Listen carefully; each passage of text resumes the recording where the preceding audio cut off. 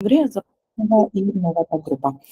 Се снимам. Денеска предавањето ќе биде со нашиот предавач и ментор Стефан Милановски, кој што е искусен QA тестер со повеќе од 4-годишно искуство како софтвер тестер во Endava, моментално вработен во Дамила. Сите прашања кои што ги имате, ве молам поставувајте ги во чет или чувајте ги за на крајот на предавањето. Ние ќе се обидеме да одговориме на сите што е можно подетално. Денеска со вас е и тимот, маркетинг тимот на Creative Hub, така да сите информации кои што ви се потребни, дали за академијата, за ратите, за плаќањето, цени, промоции и слично, сите тие прашања може да ги поставите. Така да сега му препуштам микрофонот до сцената на Стефан и може да започнеме. Стефан, повели.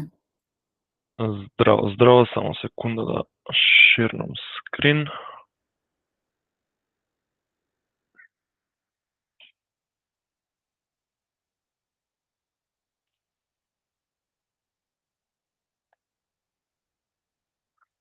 Кажете ми дали ја гледате презентацијата? Да. Добро, значи вака. Пред да почнеме, само да нагласам дека презентацијава е на англиски јазик, но се што ќе поминам, ја сега ќе го објаснам и на македонски. Иницијално зашто е на англиски јазик? Причината поради која што општо сите презентации и на самата академија се на англиски, затоа што професијава во нашата држава ретко е која компанија е стриктно само македонска и сите македонски компании кои што се работат за странски пазар. И првично иницијално за да влезете во оваа професија ќе ви треба некое познавање од англиски јазик. И сите термини ако земеме да ги преведуваме од англиски на македонски, некако почнува да се губи целата поента и може да ве збуни во иднина. Така да како што кажав, ќе тераме презентацијата е на англиски, како што ќе читам дефиниции, така ќе ги објаснувам на македонски. Значи денеска ќе зборуваме за Introduction and Benefits of Automation Testing, односно ќе ви покажам што е уствари софтверско тестирање и ќе ги објасниме ќе објасниме иницијалната поделба на тестирањето и ќе видиме малце ќе навлеземе во автоматското тестирање и што е тоа. Значи вака, еден introduction, некој вовед, во кој што имам ставено 4 дефиниции кои што ќе ги прочитаме, ќе ги објасниме и секако ако имате некакви прашања во било кое време, слободно пуштете микрофон и прекинете. Значи вака, идеме со првата дефиниција. Значи вика, at first stage, testing is the process of executing a program with the intent of finding errors. Значи ние секој пат кога имаме некаков продукт пред нас, ние како тестери треба тој продукт да го скршиме иницијално, односно да ги најдеме сите неправилности. Затоа што во сите тимови каде што се градат апликации или некаков тип на софтвер, или пак хардвер, не е битно, сите тие тимови се поделени на некој начин на повеќе сегменти, односно има тим кој што го девелопира продуктот и има тим кој што го тестира продуктот. Сега, ние во случајов сме тестери, ние треба да ги најдеме сите проблеми кои што иницијално ги пропуштиле тие што го градат иницијалниот продукт. И тоа е ние на некој начин првата цел која што ја имаме ние како тестери. Сега, втората дефиниција што е, вика, at last stage, testing is the process of demonstrating that errors are not present. Значи, во крајната фаза на тестирањето, каде што ние како софтверски тестери ќе го поминеме целиот тој продукт, односно ќе го истестираме комплетно, нашата цел е да ја потврдиме функционалноста на тој продукт. Значи, тој продукт да докажеме ние дека нема никакви грешки. Односно, тоа што пишува овде во заградата, вика after the completion of all bugs. Односно, ќе видиме малце подоцна што е баг, ќе го објасниме тоа малце поубаво, но баг е на некој начин грешка во софтверот. И сега ние како тестери ја наоѓаме таа грешка, ја пријавуваме назад на девелоперите, односно на луѓето кои што го граделе продуктот и тие ги поправаат тие багови, односно тие грешки и потоа ни го даваат нас продуктот на ретестирање на некој начин.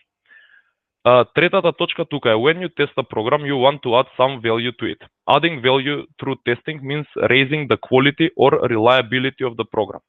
Raising the reliability of the program means finding and removing errors. Значи, порано пред доста години, значи кога почнало да постои програмирање на некој начин, во почетните фази немало многу тестирање и продуктиве кои што излагале надвор на продукција имале доста багови, проблеми и едноставно луѓето морале да најдат начин каде што тоа ќе биде прекинато во што порана фаза во целиот тој процес. Затоа што покасно се најде некаков проблем во апликацијата, односно таа апликација може да излезе во комерцијална употреба и што покасно се најде некаков проблем во таа апликација, проблемот може многу повеќе да кошта.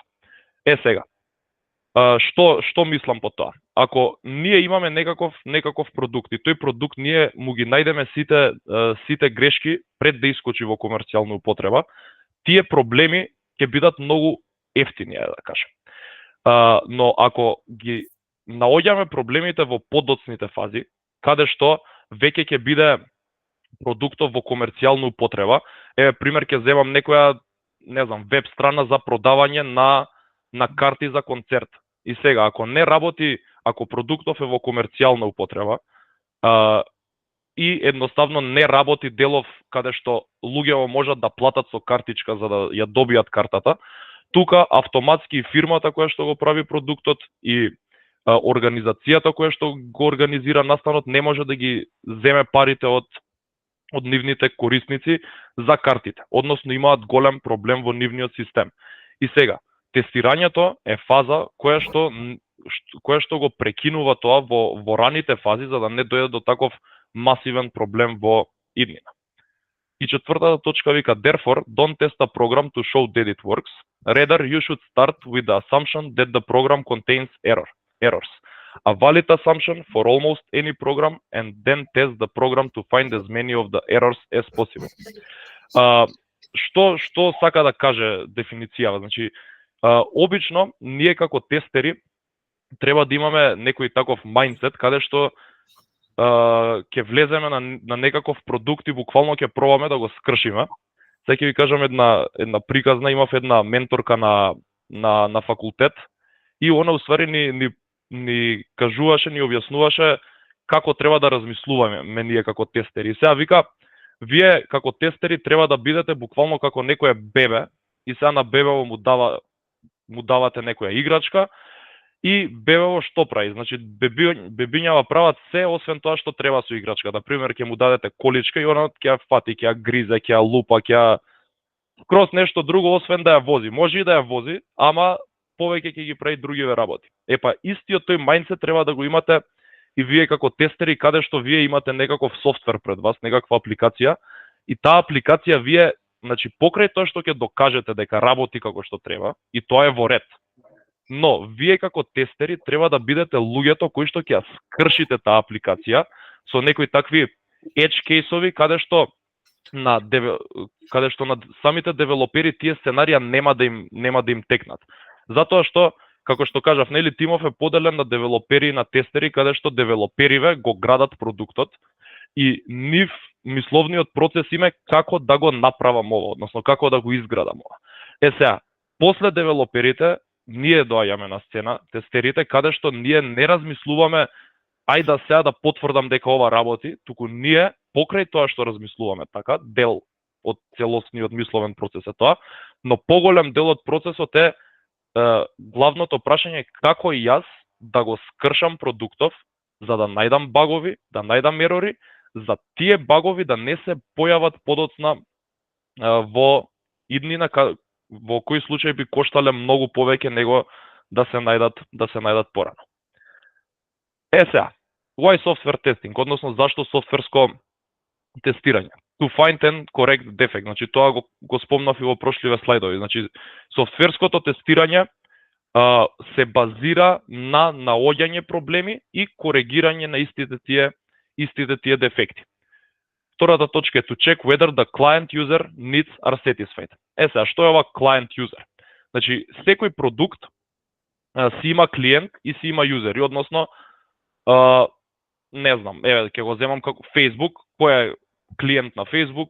Клиент на Facebook, односно, тој што го направил Facebook е, нели, Марк Цукерберг, и сега тој Марк Цукерберг прави апликација, и пред да биде таа апликација направена, он кажува каква сака да биде апликацијата, односно ги кажува requirement-ите за тие за таа апликација, односно како да изгледа апликацијата, како да работи во позадина. И юзери се тие кои што го користат Facebook, односно сите луѓе кои што имаат направено акаунт на самата апликација. Сега, ние како development team од девелопери и тестери, има и други луѓе тука, но ќе се задржам само на девелоперите и тестерите. Ние како продукт тим треба да бидеме сигурни дека потребите на клиентот и на крајните корисници се задоволени. Зашто? Затоа што не знам, еве, најверојатно користите YouTube, Instagram, не знам, Spotify и разни апликации. Вие како юзери, како крајни корисници, нема да бидете задоволни вас ако апликацијата ви сецка, ако не е функционална, ако кликате пример на некое копче, тоа копче не работи, и се автоматски, ако крајните корисници не се задоволни, нема да биде задоволен ни клиентот, и тука апликацијата губи корисници, клиентот губи доверба во продукт тимот, и тука едноставно продуктот губи пари, губи клиент, губи юзери и се оди некако во надолна граница. Сега, со самото ставање на софтвер тестинг како бранша, значи сите овие проблеми се решаваат многу порано, каде што тимот од софтверски тестери ги пронаоѓаат многу рано сите проблеми и се во константна комуникација со девелоперите за истите да се поправат. Третата точка е вика to avoid user detecting problems. Значи, крајните корисници во најлош случај, значи ни во најлош случај не треба да најдат проблеми на самите апликации. Сите проблеми треба да бидат најдени од продукт тимот, односно од девелоперите и од тестерите. И затоа вика to avoid user detecting problems, пошто во прв момент кога некој крајен корисник на официјална апликација ќе најде на некаков проблем, тука корисникот може да биде многу незадоволен од истата и да прекине да ја користи. Последната точка е вика to provide quality product. Значи, ова звучи прилично логично според сите работи до сега што ги кажавме. Значи, ние ако имаме една апликација, софтвер, хардвер, што год, значи, ние мораме да бидеме сигурни дека нашиот продукт е квалитетен. Кога е квалитетен нашиот продукт? Значи, нашиот продукт е квалитетен само ако нема никакви проблеми, работи како што треба, работи брзо и едноставно нема никакви недостатоци. Сите тие недостатоци кои што би можел да ги има продуктот или продуктот ги има во раните фази на девелопмент процесот, сите тие недостатоци се најдени од тимот на софтверски тестери. Следната точка е вика quality is the important factor affecting an organization's long-term performance.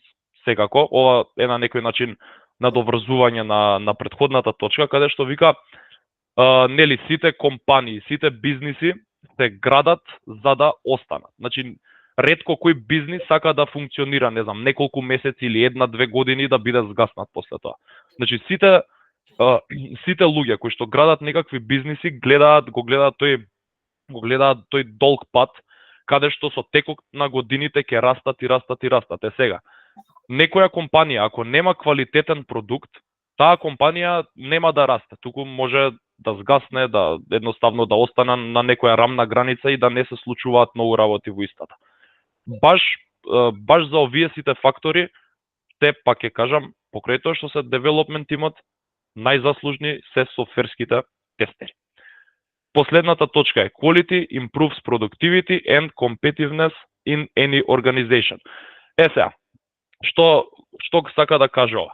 Значи, ова сака да каже дека општо, кога имаме ние повеќе квалитетни продукти, еве, ќе ги земеме Samsung и iPhone, да кажеме.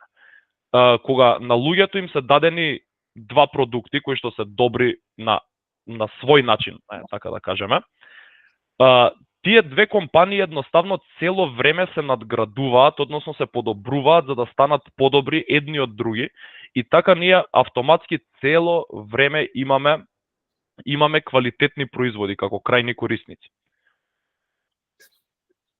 Сега, definition of software testing. Значи, ова е некоја таква про дефиниција за софтверско тестирање, може да се најдат милиони и сите се слични на некој начин, но ајде да ги прочитаме. Значи, вика, software testing is a process of executing a program or application with the intent of finding the software bug. Значи, и ја имавме и на почеток дефиницијава, значи викаме софтверско тестирање е процес каде што ние како тестери рануваме некој програм. Значи користиме некаква апликација, независно да апликација дали е фронтенд, дали е бекенд, дали е интегрирано двете, па едноставно вршиме проверки на сите страни. И ние, нашата цел како софтверски тестери, поентата ни е да најдеме багови, односно да најдеме проблеми во самата апликација. Втората точка вика: It can also be stated as the process of validating and verifying that a software program or application or product meets the business and technical requirements that guided its design and development. Значи, и ова го кажав на претходните слайдови, но пак ќе го објаснам. Значи, пред било која апликација да почне воопшто да се прави, таа апликација поминува низ процес кој што се нарекува на некој начин планинг. Низ тој планинг процес клиентот си ги кажува своите потреби и кажува каква сака да му биде него апликацијата и како сака да биде истата изградена. И уствари ние со тестирањево докажуваме дали финалниот продукт, односно финалната функционалност на самава апликација е според барањата на клиентот. Бидејќи ако не е, таа апликација ќе биде вратена кај девелопмент тимот и ќе биде преработувана. Втората точка е вика works as expected. Значи ние како тестери докажуваме дека апликацијата која што ја тестираме работи како што треба. Значи нема некакви проблеми. И третата точка вика can be implemented with the same characteristics. Односно што значи ова? Ова е малце слично со првата точка каде што вика нели имаме requirement документ, односно во тој requirement документ се пишани сите карактеристики на таа апликација. Сега, кога ние пред нас имаме финална апликација, односно финален дел од апликацијата, таа апликација, односно тоа делче има негови карактеристики и тука едноставно се споредуваат карактеристиките со тоа што било испланирано и тоа што е направено. Сега, кажете ми да немате некое прашање до тука.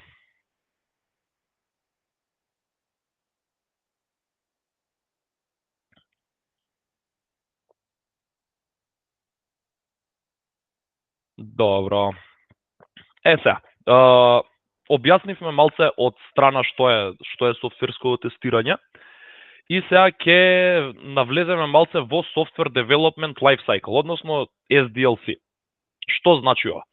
Значи, овој секој продукт, значи општо во многу фирми, значи што не се само IT, значи што прават и не знам коли, фабрики во склопеви IT и многу други бранши, го користат овој Software Development Life Cycle, затоа што ова е на некој начин циклус каде што тимов оди од една фаза во друга, ќе ги видиме на следниот слайд кои се фазите. И едноставно тимот како тим е во константна комуникација, односно има надзор над градењево на апликацијава и не се прескокнуваат фази, туку се оди фаза по фаза и едноставно во таа поделба на неколку фази на овој модел ние сме сигурни дека нема да имаме пропуст некаков, затоа што се ако се натрупа на едно место и се ако почне да се прави одеднаш, некако ќе се изгуби целата поента на правењето на продуктот. И што вика, значи Software Development Life Cycle Model describe phases of the software cycle and the order in which those phases are executed. Значи тоа што го кажав. Имаме некаков циклус, односно некаков модел во случајов SDLC, каде што тој модел е поделен на неколку фази, тимов се придржува до фазите, ќе ги видиме кои се фазите и кога ќе заврши продуктов со сите тие фази, едноставно ние имаме на некој начин готов продукт или готов дел од продукта, така како го кажеме. Сега последната точка вика there are many models and many companies adopt their own, but all have similar patterns or references. Значи што кажува точкава е следново, дека ние во светов имаме повеќе модели, но сите користат на некој начин некоја верзија од овој. Сега, еве го тој, еве ги сите фази, така ќе ги наречам на SDLC-то. И уствари што означуваат фазите? Значи ние на почеток имаме requirements analysis. Значи што беше requirement? Requirement, односно потреба ќе кажам така, кога ќе дојде некој клиент и ви кажува: здраво дечки, јас сакам да направам некаква апликација. И сега вие го прашувате како тим: добро, повелете каква апликација сакате да направите.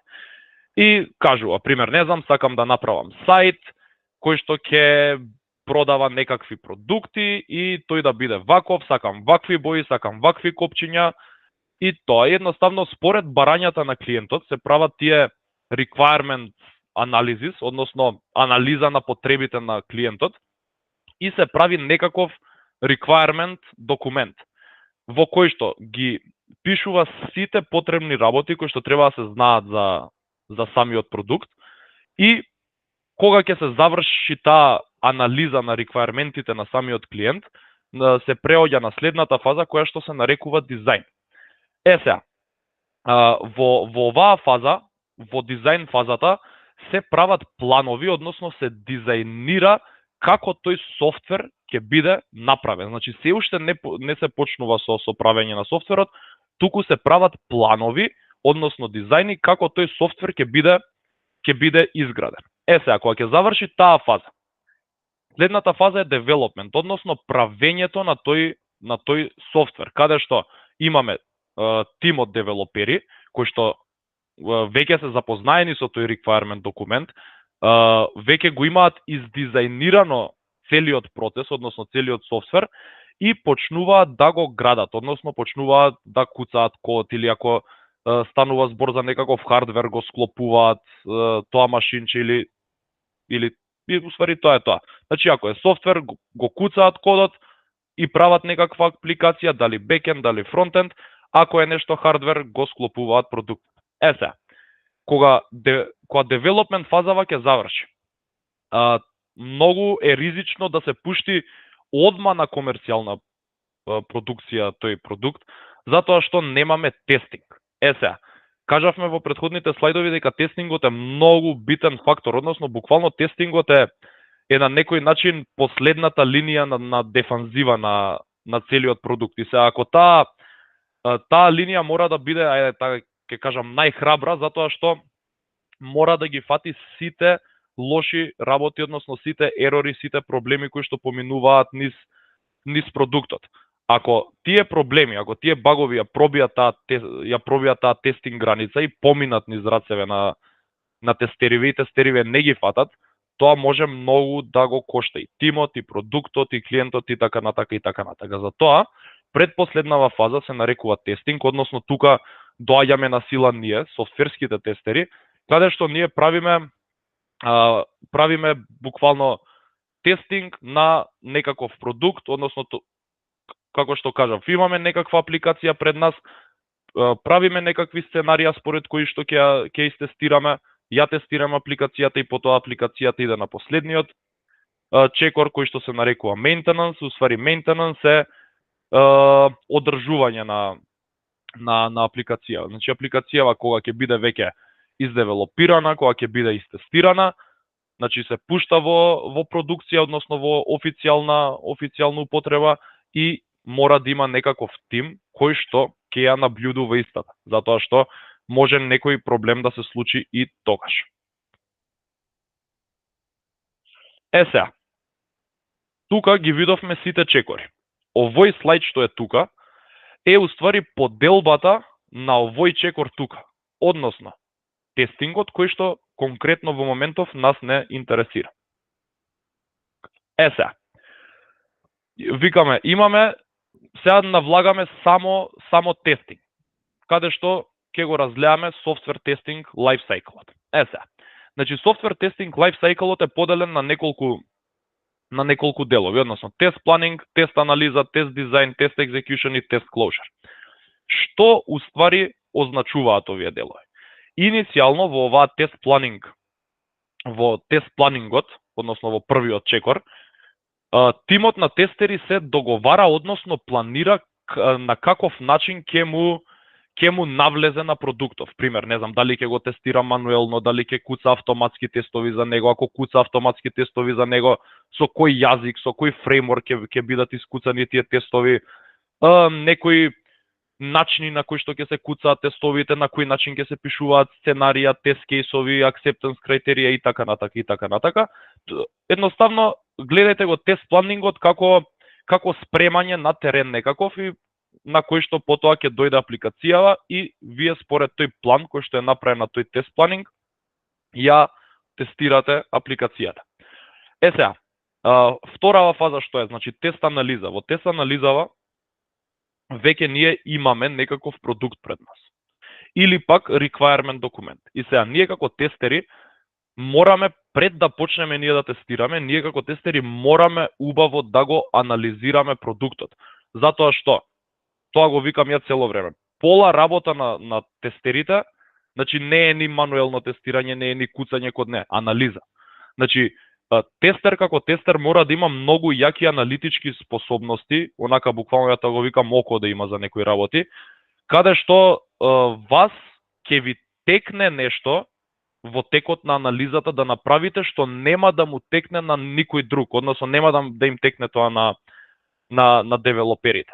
И едноставно треба дур се прави анализата, мора толку многу да бидете сконцентрирани, толку многу да навлезете во самата тематика, каде што ќе почнете буквално да размислувате на сценарија кои што би можеле да ја скршат самата апликација. И сега во овој процес на тест анализа се пишуваат и сценарија по кои што после тестерот ќе оди и ќе ги извршува тие сценарија и ќе проба да ја скрши апликацијата со тие сценарија. Сега следното, тест дизајн е фазата каде што се пишуваат тие тест сценарија или пак ако имаме автоматски тестови се куцаат тестови, односно се куца код. И уствари како што кажува фазава тест дизајн, значи се дизајнираат тестовите, се дизајнираат сценаријата да бидат по потребите на requirement документот, каде што ние ќе направиме споредба како тестери дали продуктов работи како што треба и дали продуктот работи правилно и плюс пробуваме да го скршиме на начин кој што не им текнал на девелоперите. Сега, предпоследната фаза што вика? Тест execution. Значи, тест execution е фазата каде што ние во тест дизајнот ги пишуваме и ги куцаме сценаријава, а во тест execution фазава ги екзекутираме, односно ги рануваме, ги пуштаме тие тестови. Каде што ако имаме мануелно тестирање, ние ќе видиме подоцна малце што е мануелно тестирање, но сега на брзинка, зимаме маус тастатура, имаме некаква апликација пред нас, сега ќе пуштам нешто да симулираме, пример имаме апликација, сега јас имам сценарио да се логирам на оваа страна и сега јас имам некаков requirement документ дека ова е валиден username, ова е валиден пасворд и јас имам некое сценарио каде што сценарио во мене ми се нарекува логин, односно логин во Swag Labs. И сега јас тука, буквално ова е мануелно тестирање. Внесувам валиден username, внесувам валиден пасворд и стискам на копчето логин. И сега јас го истестирав мануелно флоуто, кое што е за логинот. Сега, според работата на самата апликација нема багови, значи мене ме носи на некој друг пејдж, не ми фрла некаков error message и ова сценарио кое што го поминав сега, односно логин сценариото е успешно и нема нема багови. Сега секунда само кај ми отидова.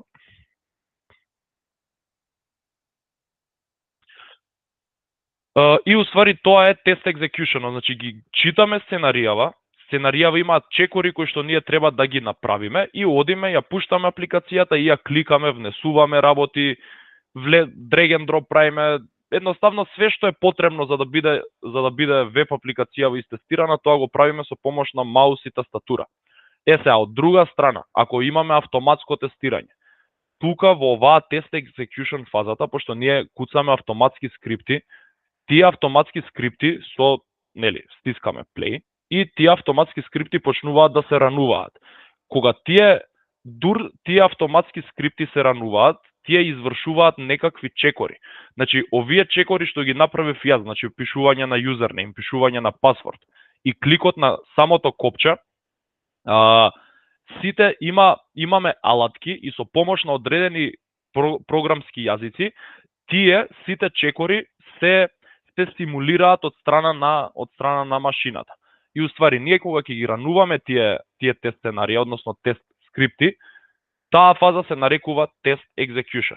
Сега, кога тој тест execution ќе заврши, доаѓа последнава фаза, односно доаѓа тест closure-от, каде што во тест closure-от ние правиме некакви репорти. Значи, кажуваме кои сценарија поминале, кои сценарија паднале, дали се најдени багови, па отвараме багови, односно проблемите тие што ги кажавме, и сите тие работи ги пријавуваме на тимот, односно на девелоперите, каде што ако има некакви проблеми со апликацијата, они ги зимаат тие багови и пробуваат да ги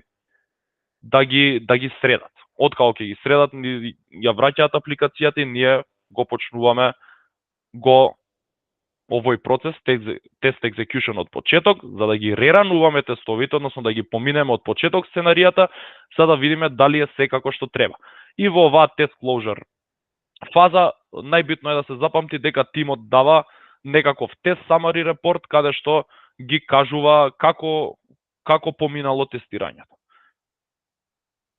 Сега ги имаме сите овие фази, ќе ги објасниме уште еднаш со некои така поофицијални дефиниции. Значи, како кажавме, првата фаза беше планингот, втората фаза е тест анализис, односно тест анализата. Што е усвари тест анализата? Пак. Значи, вика, тест анализис is an activity which defines what need to be tested in the form of test condition. Test conditions are identified by analyzing the test basis, test objectives and product risks.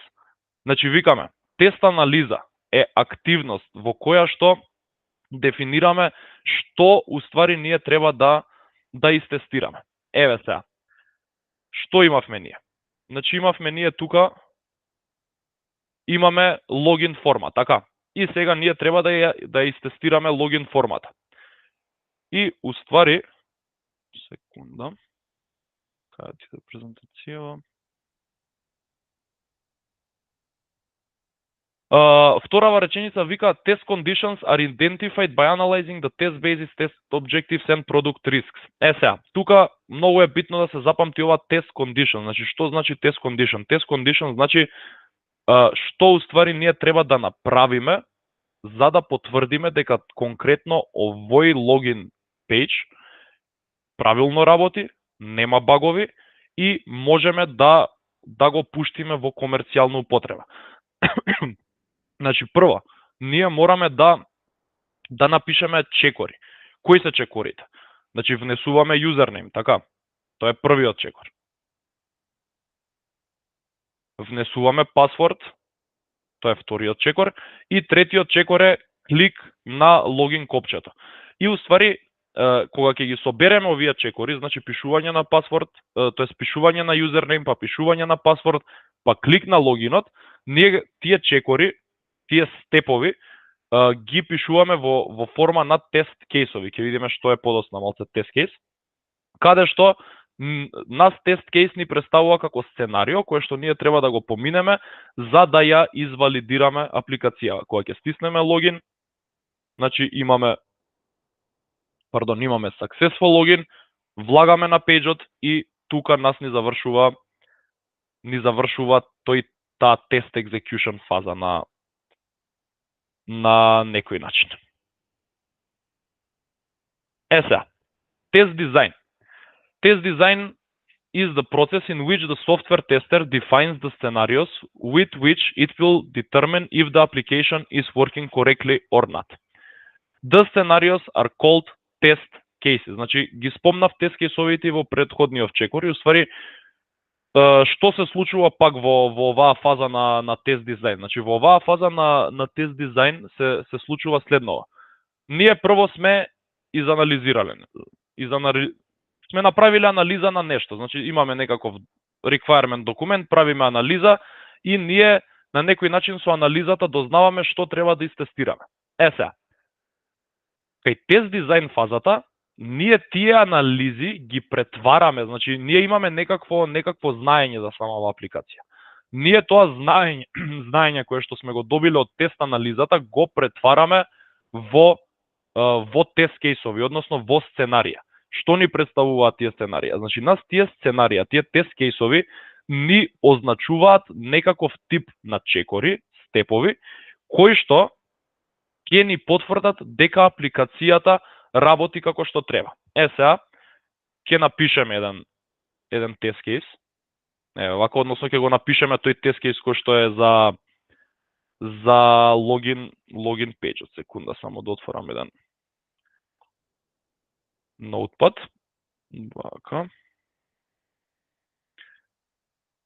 И сега ќе имаме тест кейс 1, каде што тој тест кейс ќе ни биде за потврдување на работата на логин формата.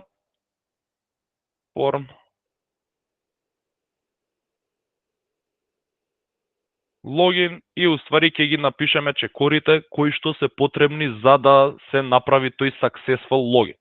Значи, првиот чекор ќе биде enter username и сега го пишуваме username од кој што ќе го внесеме. Enter password.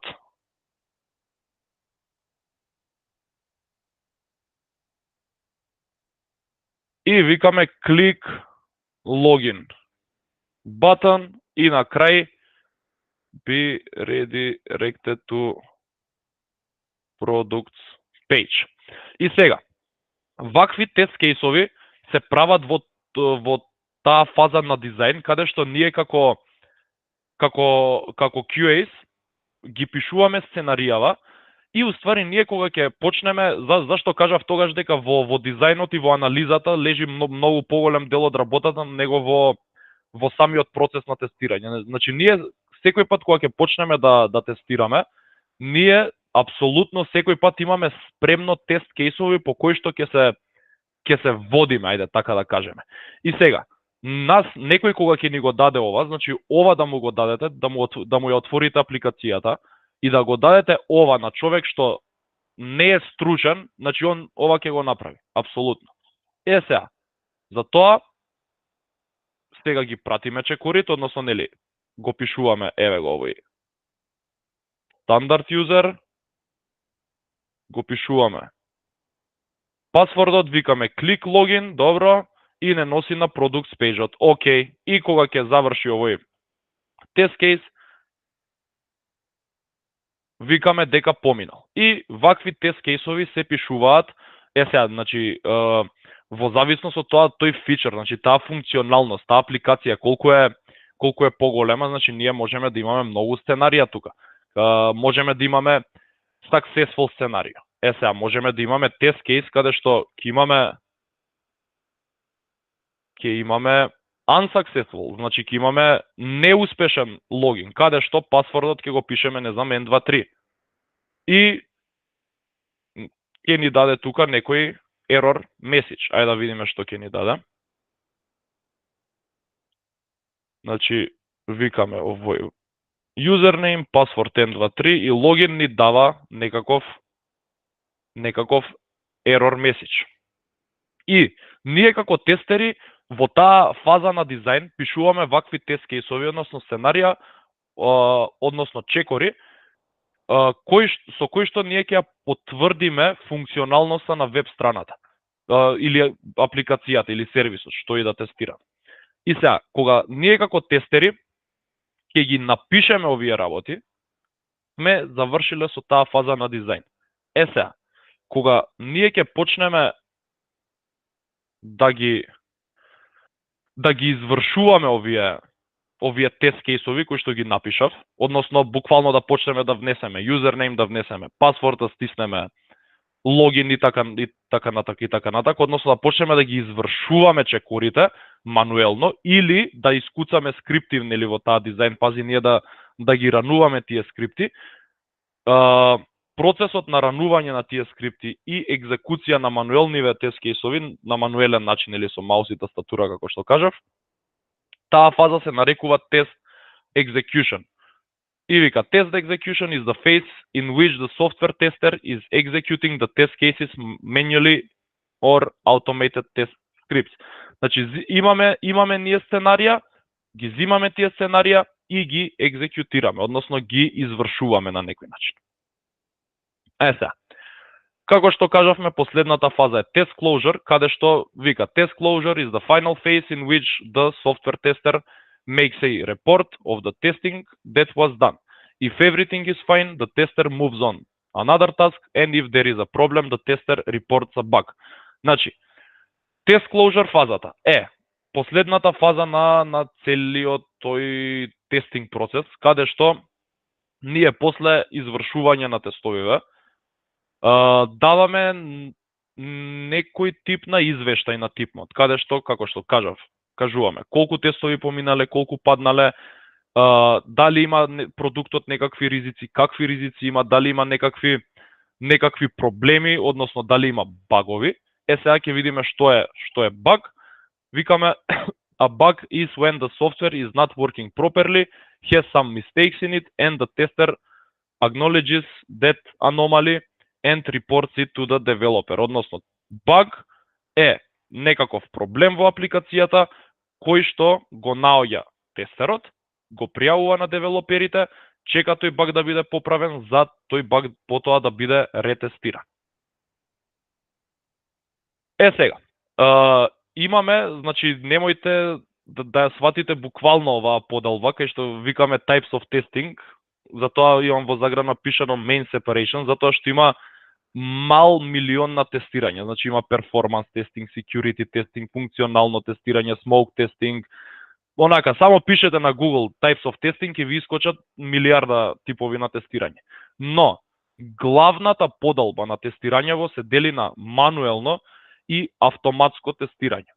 Значи, што е усвари мануелно тестирање? Manually going through the processes on the application with the help of mouse and keyboard. Значи, ние имаме некаква апликација, ја стартаме апликацијава пред нас на нашава машина и ние мануелно ја поминуваме. Значи, тоа што го направив тука, значи пишуваме username, пишуваме пасворд, стискаме логин и валидираме ерор порака. Значи, ова е мануелно тестирање. Сега, од друга страна,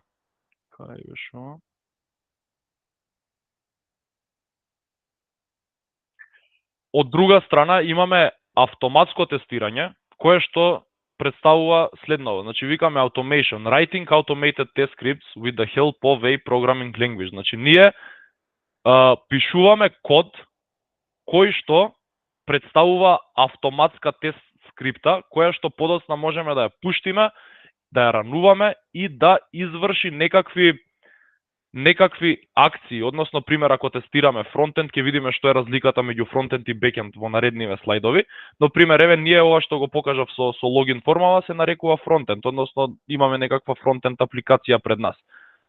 Чекорите кои што ги напишав, внесување на юзернейм, пишување на пасворд, кликање на копчето, сите тие акции ги прави во позадина самиот програмски јазик, односно самата машина. Програмскиот јазик повеќе служи како на некој начин команда машинава што да направи. И тој процес на напишување скрипти те скрипти се нарекува automation testing. Сега, до пред, не знам точно колку години, ама да кажам, не претерам, ама некои 10-15, ајде, може и грешам, не ме фаќате за збор, но целото тестирање почнало само со мануелно тестирање. Значи, автоматско тестирање е малце подоцна излезено, каде што луѓево почнале да учат мануелно тестирање и се вработувале во фирми како мануелни тестери.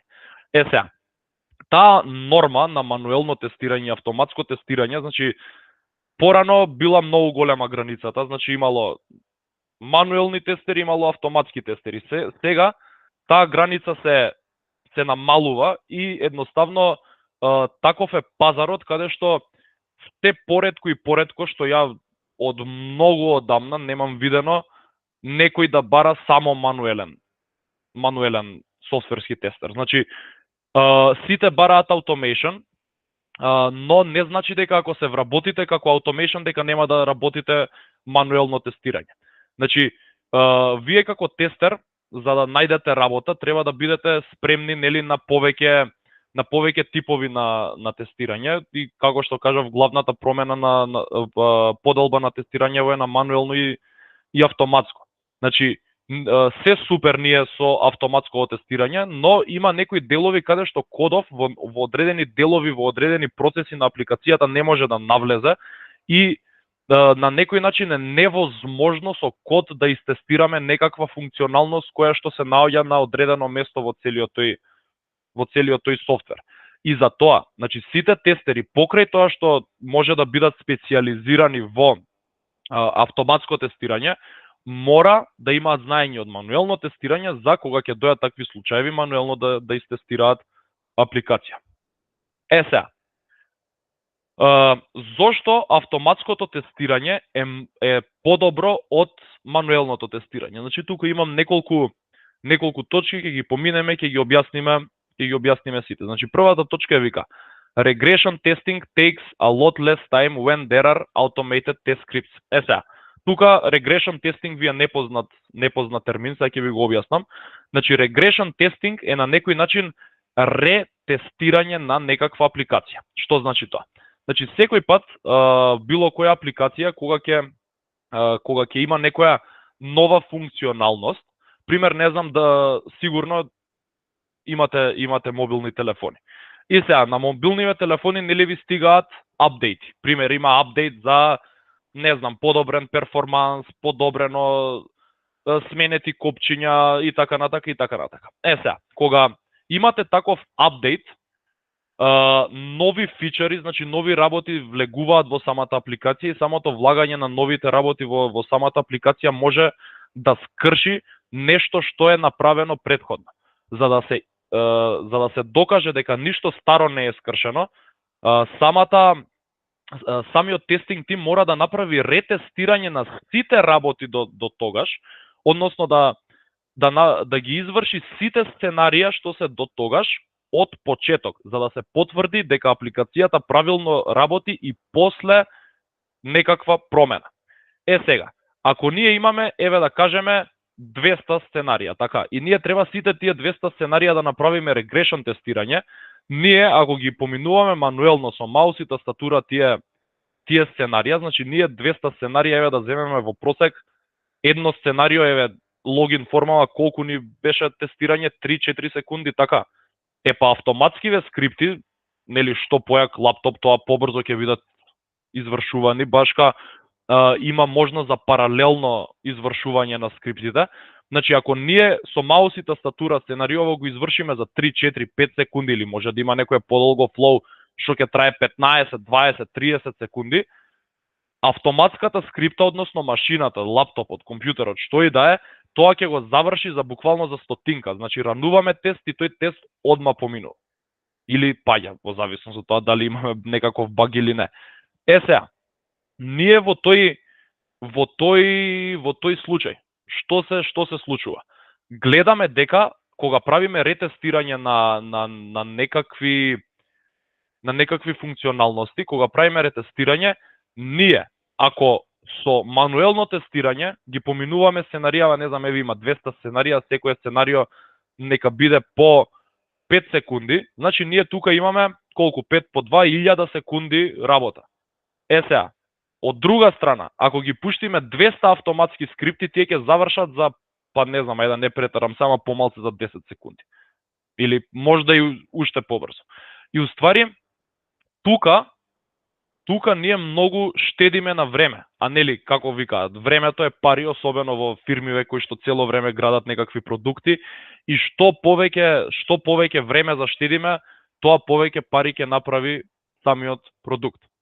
Сега, од друга страна, следнава точка вика there is no place for human error. Што е human error? Значи human error е ние сега ако пишуваме, извршуваме мануелно сценарио, така? Еве да кажеме ќе го извршиме ова тука. И сега што вика ова сценарио? Вика enter username, така, окей. И сега вика стандард юзер е долна црта user, така. И сега human error, што е човечка грешка се нарекува. Значи ја може не сакајки да ја утнам буквала, така. И сега тука да го пишам пасвордот и јас да стиснам логин и викам, чекај, зашто? Значи јас сега очекувам со овој юзернейм јас да влезам, ама јас не приметувам дека сум ја голтнал буквала тука и настанува збунка, значи настанува проблем каде што самиот човек кој што го тестира мануелно софтверот мисли дека треба да биде редиректиран на продукт пејџот, а он уствари добива некаква ерор порака. И сега тука може да настане збрка ако тестерот и сега ова е ептен миниатурен проблем за human error. Значи низ апликацииве, низ цел свет и низ компанииве, значи се толку големи што ова е, како да кажам, очигледна грешка која што многу лесно ќе се среди, но ја зимам како пример за да ви објаснам. Значи вакви human errors може да настанат за многу по-детални и по-ригорозни работи, каде што нема да биде голтање буква некаква, туку ќе биде многу поголемо нешто. И сега со мануелното тестирање ние имаме шанса за human error. Значи имаме шанса, јас тука човек сум, значи сите луѓе прават некакви грешки. Јас може да ја голтнам тука буквава и да не ми испадне тестов и ја после да отварам баг, па да му го враќам багот на девелоперот, па девелоперот да се чуди кај него дека поминува, па да ми го враќа, па јас да ретестирам и така натака и така натака. Сега, тоа е мануелното тестирање. Од друга страна, автоматското тестирање.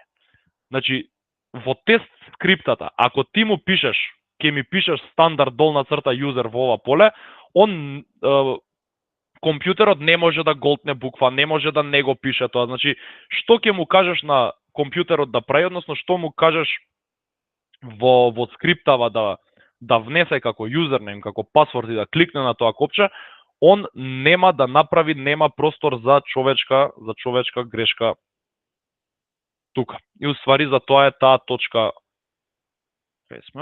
тука, каде што викаме there is no place for human error. Сега, третата точка е вика increased test coverage. Значи, оваа точка е многу интересна и има доста за дискусија за нејза, но ќе скратам малце дискусијава и да објаснам прво што е test coverage. Значи, ние имаме некаква апликација пред нас и сега, ако ние таа апликација ја поминеме и напишеме за нејзе апсолутно сите комбинации, значи сите комбинации. Пример, еве карикирам да има 20 типа на флоа и ние да ги напишеме сите тие 20 тест кейсови и ние за тие 20 тест кейсови фул да ја истестираме. Тогаш апликацијата ќе има тест coverage од 100%, значи ќе биде истестирана фул. Сега, ако не ја истестираме фул, еве ја истестираме да кажеме 70%, тогаш ние имаме намален coverage, но имаме зголемен ризик за проблем во иднина. Сега, ние ако пишуваме тест кейсови и ако имаме само мануелно тестирање, тој тест coverage ќе биде многу низок, затоа што ние со мануелно тестирање ќе изгубиме премногу време за да ја покриеме апликацијава 100%. А од друга страна, ако куцаме автоматски тестови, можеме да имаме многу поголем тестинг coverage на нашиот софтвер, значи backend, frontend, што и да е. И овој тест coverage е многу битен затоа што во тие репорти кои што се даваат на крај, пишува пример 80% тест coverage или 50% тест coverage за тимот да биде свесен за ако се случи некаков проблем во иднина, дека можен фактор за тоа е тест coverage, односно покриеноста на самата апликација, колку самата апликација е покриена колку самата апликација е покриена со тестови. Сега, викаме после cost ефективно. Значи ова ќе биде кратко и јасно. Значи што порано најдеме проблеми, тоа ќе бидеме повеќе cost ефектив. Сега, автоматски, ако ние со автоматски скрипти имаме поголем тест coverage, тоа имаме многу помал ризик за во иднина да има некаков проблем и едноставно cost ефективнесот на самиот продукт се намалува. Односно се зголемува, пошто станува поефективен.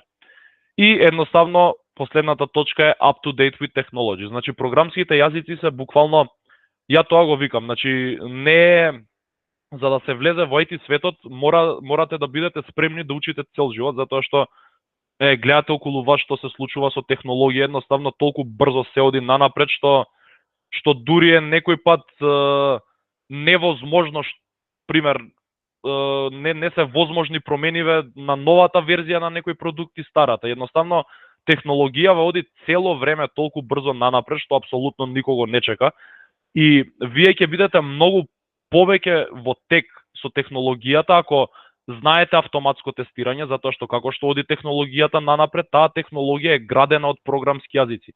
Вие за да куцате автоматски скрипти ви треба програмски јазик.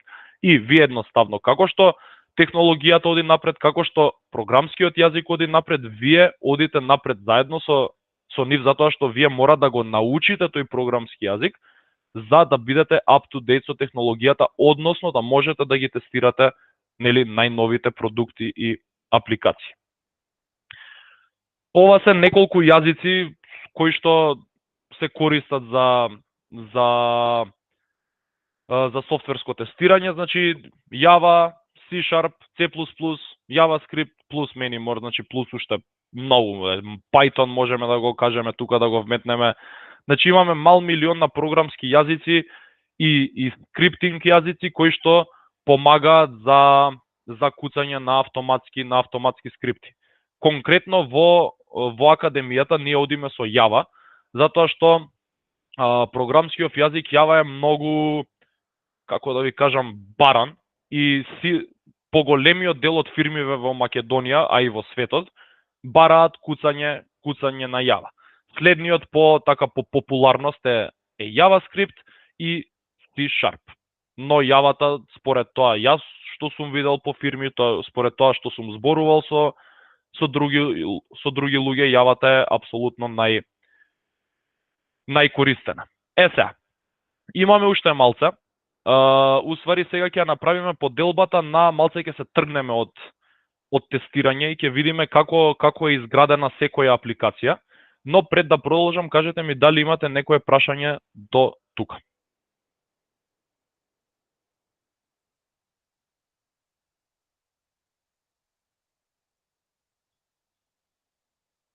Добро. Сега ќе видиме како сите апликации се поделени, односно што гледаме ние луѓето пред нас во апликациите, а што не гледаме и уствари како се нарекуваат тие делови. Значи, апсолутно секоја апликација има некаква функционалност во неја. Значи има некаква логика. И пример, еве, тоа не мора да е апликација, земете лаптоп. Гледате лаптоп пред вас. Така, што гледате пред вас? Екран, тастатура, што има друго, маус, ги гледате портите и така натака и така натака. Како лаптопов работи внатре, значи матична плоча, процесор, графичка картичка, RAM меморија, дискови и така натака и така, тоа ништо не гледаме. Епа, направите си паралела на тоа што не го гледате, е уствари бекенд делот на апликацијата. Сега пример, ќе го земам пример Facebook преска тргнав. Значи ние Facebook тоа што го гледаме пред нас е вебсајтот, тоа е фронтенд. Но функционалноста на тој фронтенд, односно логиката и начинот на кој што работи таа веб страна се нарекува бекенд, односно тоа е позадинско работење, позадинска логика.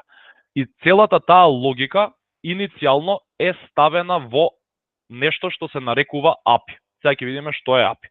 Значи API stands for Application Programming Interface. An API is a set of rules and tools that allows different software applications to communicate with each other. It defines the methods and data formats that application can use to request and exchange information.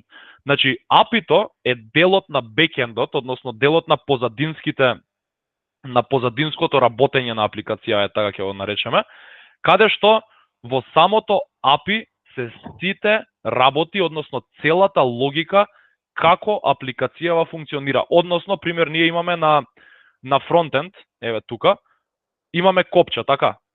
Што прави ова копче? Значи, ова копче не носи тука. Сега, оваа функционалност, односно оваа логика е искуцана од страна на девелоперите, значи ова е како е поделена апликацијата.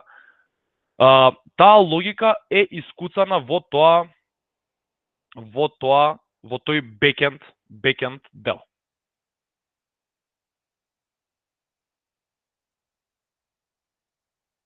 И во тој бекенд дел, другиот дел на бекендот се нарекува датабаза, односно database is the place where all of the data is stored. Значи ние кога гледаме нешто на фронтенд, ние пред нас што гледаме? Значи имаме некаква веб страна и ние пред нас гледаме Facebook, што има? Постови, слики, видеа, имаме профили, лајкови, коментари и така натака и така натака. Сите тие информации мора да бидат складирани на едно место.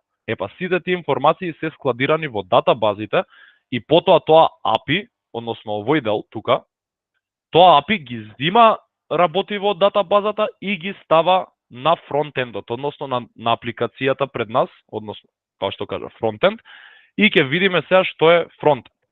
Значи викаме, a front-end application, also known as the client side, is the user interface and user experience component of a software application. It refers to the part of the application that users interact with directly. The front-end is responsible for presenting data, handling user input and delivering a seamless and visually appealing experience. Значи, ние имаме, како што кажав, нели логиката, бекендот, и уствари фронтендот нас не е ова. Значи, тоа што ние го гледаме пред нас.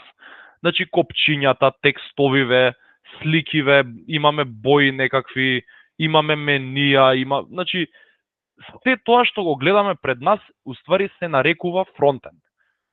А на кој начин работи фронтендот и самата логика и постапките кои што ги прави фронтендот, позадинското работење на апликацијата се нарекува бекенд. И уствари тоа е главната разлика на една апликација. Имаме фронтенд, тоа што го гледаме пред нас, имаме бекенд, тоа што воопшто не го гледаме, но нели секако е функционалноста на страната. Затоа што ако имаме само фронтенд, нит ке работи ова копче, нит тука ќе имаме цена, пошто оваа цена се влече од некоја датабаза, туку ќе имаме само фронтенд страна без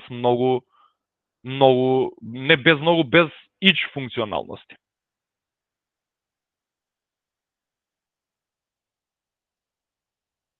И уствари еве една интересна слика што е фронтенд, што е бекенд. Значи ја ви дадов еден пример преска со лаптоп, еве сега со кола. Значи колава фронтендот е тоа надвор што го гледате. Значи шасијата, стаклата, каросерија, светла, едноставно надворешниот изглед на колата. Бекендот е веќе внатрешниот дел, значи моторот, амортизерите, менувачот и сите компоненти кои што се составени за колава да може да работи. И уствари ова е главната поделба на работиве и уствари особено во Македонија и во целиот свет, а и на академијава, ќе учиме како да тестираме фронтенд, ќе учиме како да тестираме бекенд, односно како да тестираме API и како да тестираме база. И на крај финалниот проект ќе биде сумирање на се и ќе имаме готов продукт кој што ќе го тестираме од почеток до крај, односно од фронтенд до бекенд, до API, до датабаза и така натака и така натака. Значи ќе имаме неколку проекти, значи ќе имаме прво само фронтенд проект, ќе имаме само бекенд проект и тие два проекти ќе ги поминеме нели и мануелно, потоа ќе ги автоматизираме и на крај финалниот проект на академијата е имаме една апликација пред нас, таа апликација ја средуваме и ја тестираме како целост. И дечки, ова е крајот на презентацијата. Фала ви што слушавте. Дали имате, кажете ми некои прашања околу тоа што го кажав до сега.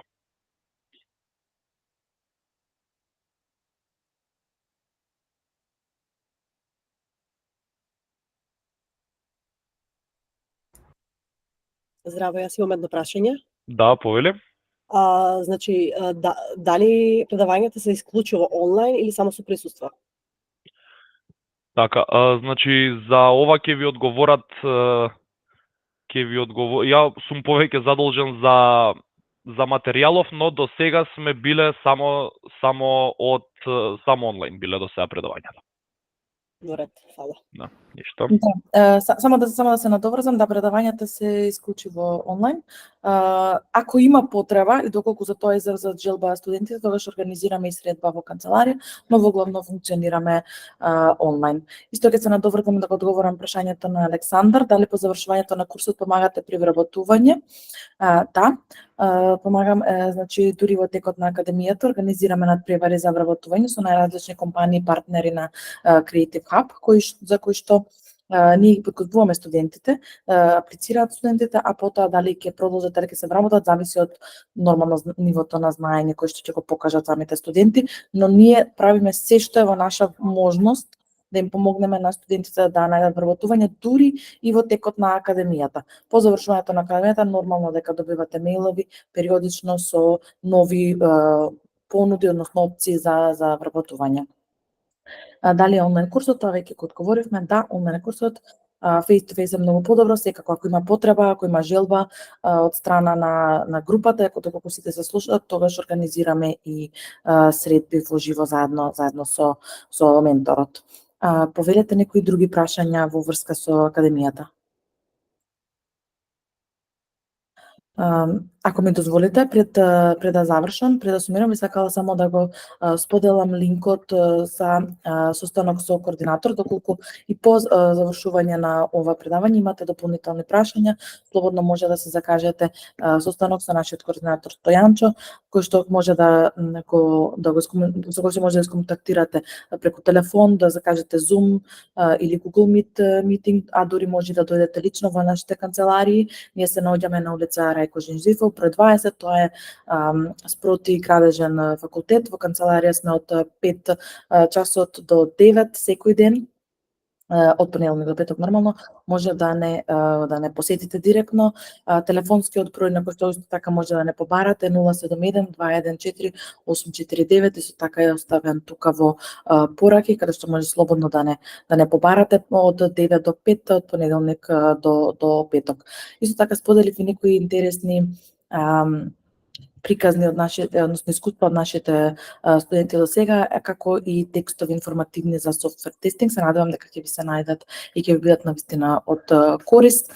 За академијата би сакала само да надополнам дека академијата трае 5 месеци, односно 17 недели. Секако ова може да биде не може да биде пократко реално, но може да биде малку подолго, зависи од тоа дали ќе се погоди зимски распуст, летен распуст, дали ќе има некои празници меѓувреме и ќе мораме да ги предавањата ќе мораме да ги малку преместиме.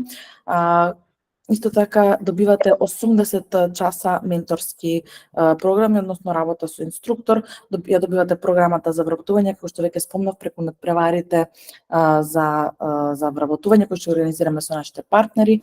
Стефан веќе напомена дека работите на 3 практични проекти, значи за кои што добивате фидбек, водени сте директно од ментор и буквално добивате апсолутна максимална поддршка од страна на тимот на Creative Hub за време на академијата. Академијата не бара никакви предзнаења. Знам дека спомнатме навистина технички моменти како што е фронтенд, бекенд, JavaScript и слични кои што навистина може да звучат комплицирани, но меѓутоа се тоа се учи на академијата.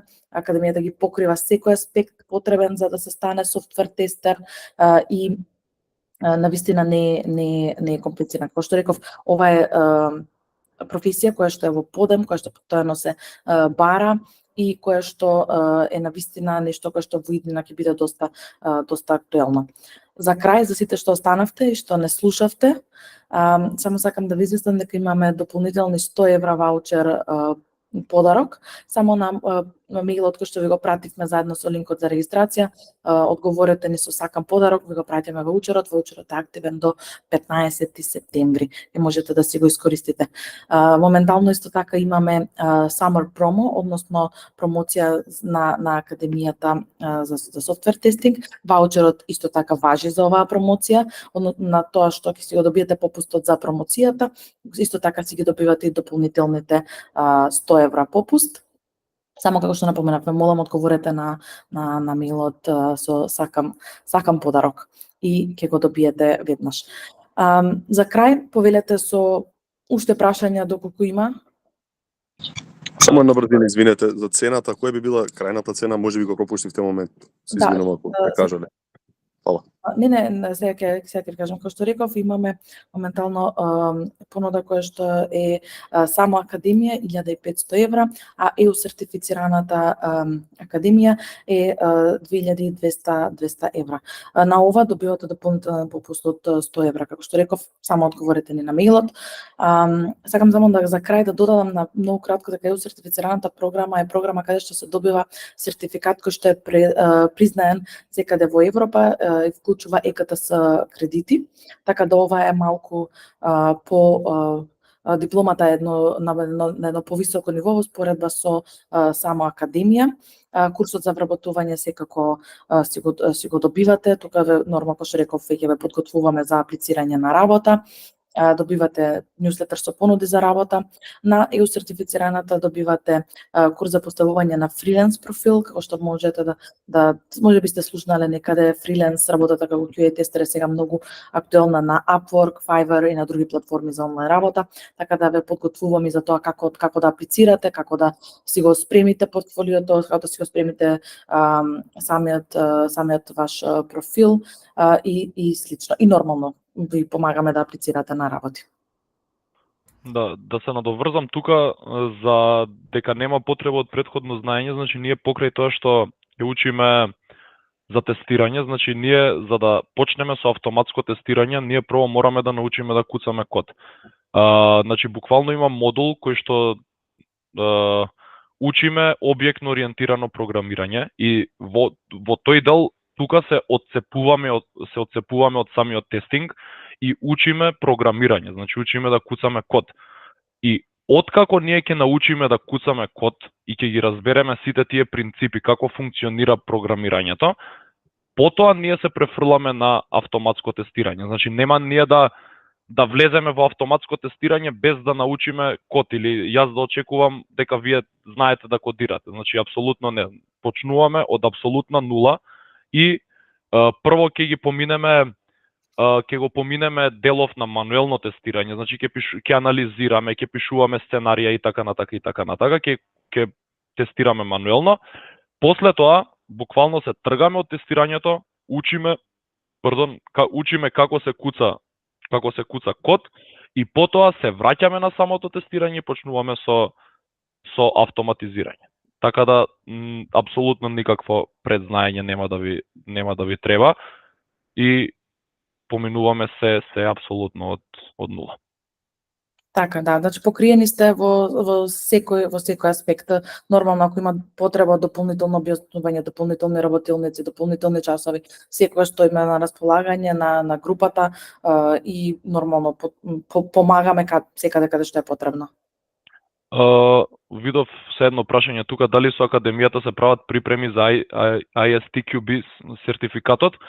Значи конкретно тоа што ќе го учиме на Академијата е тоа што се бара од самиот сертификат. Значи ние немаме некое специјално припремање само за сертификатот, но се што ќе учиме на Академијата го има на сертификатот. Значи тоа се тие некои делчиња кои што не знам што е тест кейс, како да напишам тест кейс, анализите, едноставно сите тие модули кои што ние ќе ги поминеме кај мануелново тестирање се апсолутно тие работи кои што се бараат на самиот сертификат. Да, точно. Повелете со други прашања. Не мора да, ако не сакате да вклучувате микрофон, може да ги пишете во четки, ќе одговориме детално. Како што реков, ако немате прашања во момент, можете слободно закажете си состанок со нашиот координатор, јавете ни се на телефонскиот број, дојдете во канцеларија, лично ќе поразговараме и ќе нормално ќе ви објасниме се што е потребно. Добро. Има уште едно прашање. Да, колку е да се има со EU сертификатот? Мислам дека ова е имаш 5 КТС кредити. И важат како повеќе како повеќе европски универзитети. Дали може да го повториш бројчето уште еднаш, Томче? 5. 5 дека да се како се движи плата како тестери. Мислам дека ова најдо прашање за Стефан.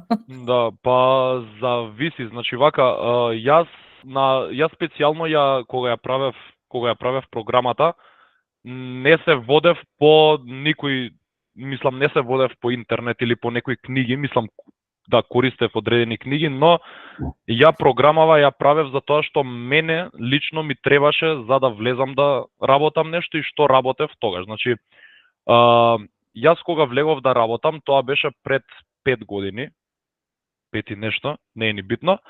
Значи, тогаш платите за јуниорските позиции беа се движеа, зависи до фирмата, пошто нели има некои фирми повеќе даваат, некои помалце, значи имаше се движеа за јуниор позиција од 300 до, тоест не 300, од 400 евра до кај колку беа 600 евра, така нешто. Со тоа што на почеток како јуниори секој пат тука во тој ренџ ќе ви биде платата, но целиот муавет со платите во IT светот е што вие сте под ревју на 6 месеци, на година дена и платите скокаат многу брзо. И пример, вие за 2 години може да стигнете 1000 плюс евра. Сега ако се покажете во фирмата, ако завршите добра работа, ако се надоградите себе си како тестери, сега некоја финална плата која што би можеле вие да стигнете после, не знам, 7-8 години, може и да се зима и над 4000 евра. Значи, тоа пак ќе кажам во зависност од што работите,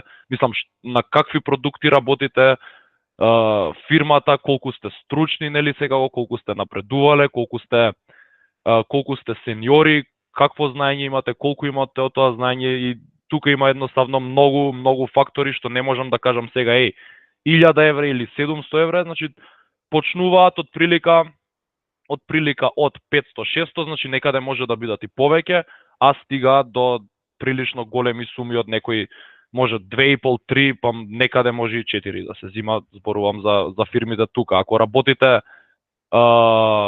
работите пример за фриленс за некои американски компании или на запад, значи вие можете да добивате и плати од 7-8 илјади евра.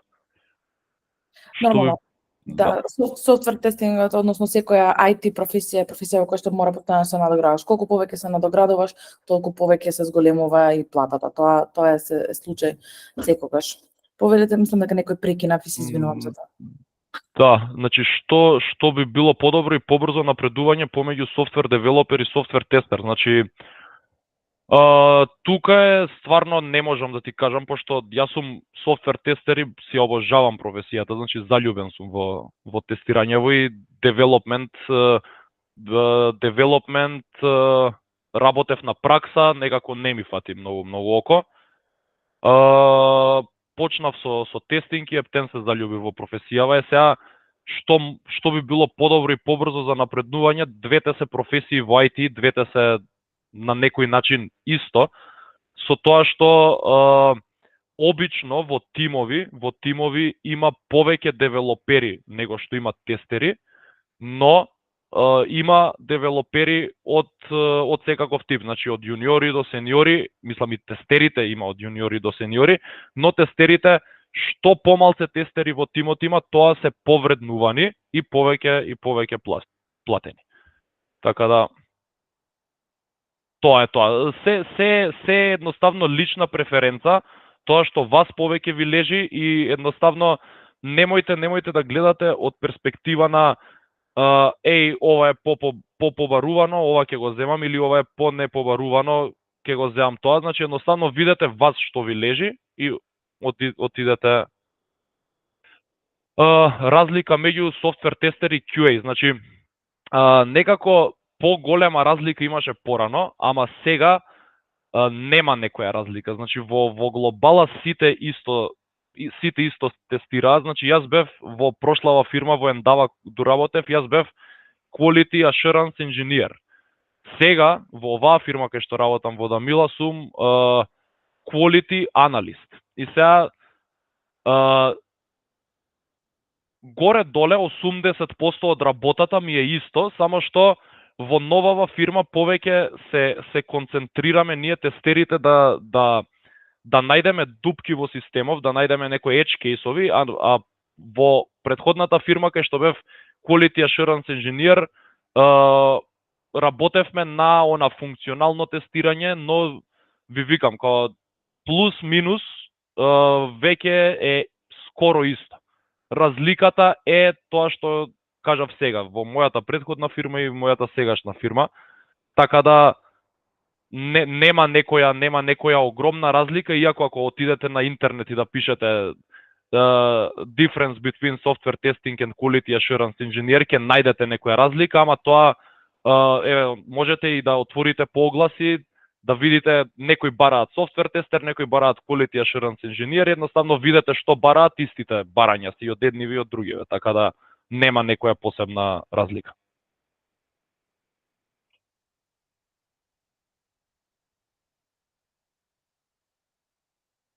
Да, ова ќе го одговорам јас. Дали онлайн предавањата ќе бидат снимани? Да, сите предавања се снимани, добивате веднаш после часот снимка од предавањата, може да си ги гледате колку пати сакате, остануваат за секогаш ваши, не ги бришеме или не ги тргаме после одреден период, може да си ги прегледувате колку пати сакате. На колку рати може да се плати академијата може да се плати дури на 35 рати. Ние нудиме најразлични договори, опции за плаќање, за финансирање. За тоа повеќе информации може да добиете лично од нашиот координатор, затоа топло ви препорачуваме да се закажете еден краток информативен состанок со него или да го побарате на телефонскиот број, но секако јас разбирам, ние разбираме дека цените на академијата не се мали, па затоа помагаме за финансирање на било каков начин, дури сме отворени и за ваша сугестија. Секако можете да склучите договор директно со нас, може да платите преку банка, можете најразлични начини за финансирање, како што реков. Океј. Друго нешто?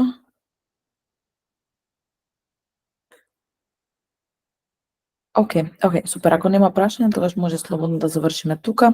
Како што реков, слободно пратете ни сакам подарок на мејлот, доделуваме уште 100 евра ваучер. Како благодарам што останавте го слушавте вебинарот до крај. Стефан, ти благодарам за прекрасната и многу детална презентација и убавото излагање. Се надевам дека сите ги добивте информациите кои што ги сакавте, односно ви интересира. И ви благодарам на одвоеното време. Имајте убава и пријатна вечер. Убава вечер на сите. Чао, чао. Поздрав, чао. Поздрав. Чао.